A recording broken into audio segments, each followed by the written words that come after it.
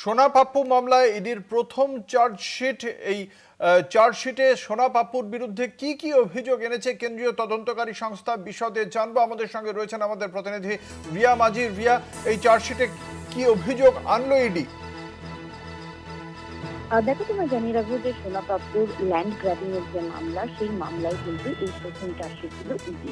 ৭৭ পাতার চার্জশিট এবং ৬০ দিনের মাথায় এই চার্জশিট পেশ করলো ইডি আধিকারিকরা তাদের স্পেশাল আদালতে বলে এমন জানা যাচ্ছে। এবং এই চার্জশিটে উল্লেখ রয়েছে যে বিজনেসম্যান জয় কামদারের নাম সেখানে উল্লেখ রয়েছে এবং সেখানে আরো বেশ বিশদে লেখা রয়েছে যে পুলিশ, প্রমোটার এবং বিজনেসম্যান এদের যে সিন্ডিকেট রাজ চলতো তার কথা কিন্তু সেই চার্জশিটে উল্লেখ রয়েছে। এবং অত্যন্ত গুরুত্বপূর্ণ যেটা, যে মডাস অপারেন্ডি, সেই অর্থাৎ কিভাবে এই গোটা ক্রাইমটা সংগঠিত হয়েছে সেই বিষয়েও কিন্তু উল্লেখ করা রয়েছে।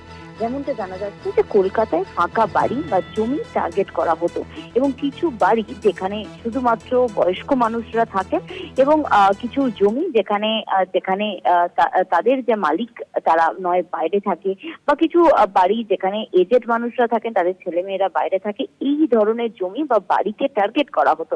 এবং বাড়ির সামনে হকার, ফলওয়ালা, চাওয়ালা, এরকম বা আড্ডার ঠেক, এই ধরনের কিছু মানে ইন্টেনশনালি হতো।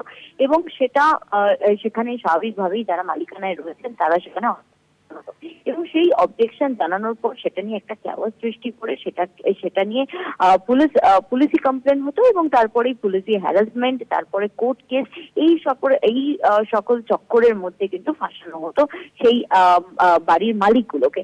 এবং তারপরেই এই সমস্ত কিছু করে তাদেরকে ফেড আপ করে দেওয়া হতো এবং দেন এই জমি বিক্রি করে দেওয়ার।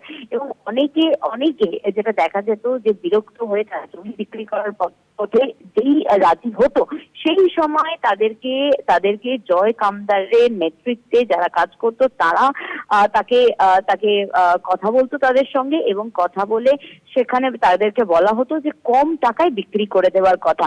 এবং যখনই কম টাকা, হয়তো একটা বাড়ির বাজার মূল্য যদি 10 লাখ হয় ধরে নেওয়া যায়, তাহলে তাকে 5 বা 4 লাখ টাকায় বিক্রি করার জন্য জোর দেওয়া হতো এবং রীতিমতো তাকে জোর দিয়ে ছিনিয়ে নেওয়া হতো তার জমি। এবং তারপরেও যদি সেই মালিক যদি রাজি না হয়, সেক্ষেত্রে যেটা দেখা যেত যে সোনা পাপ্পুর যে দুষ্কৃতি দৌরাত্ম্য, সেটা দিয়ে তাদেরকে ভয় দেখানো হতো এবং তারপরে সেই জমি জোর করে ছিনিয়ে নেওয়া হতো। একদম পুলিশ, প্রমোটার এবং দুষ্কৃতি, এই সমস্ত দিয়ে কিভাবে এই ক্রাইম সংগঠিত হতো তা নিয়ে বিস্তারিত উল্লেখ রয়েছে এই চার্জশিটে। এবং সেখানে বলা রয়েছে যে এই শান্তনু সিনহা বিষয়, যে কিনা ডিসিপি ইতিমধ্যেই গ্রেপ্তার হয়েছে ইডির হাতে, তার এজেন্ট হিসেবে কাজ করতো জয় কামদার। এবং আরো বিস্তারিত বিষয় তদন্ত যত এগোবে তত বিস্তারিত বিষয় জানাবে ইডি তাদের সাপ্লিমেন্টারি চার্জশিটে বলে এমনটাই উল্লেখ রয়েছে।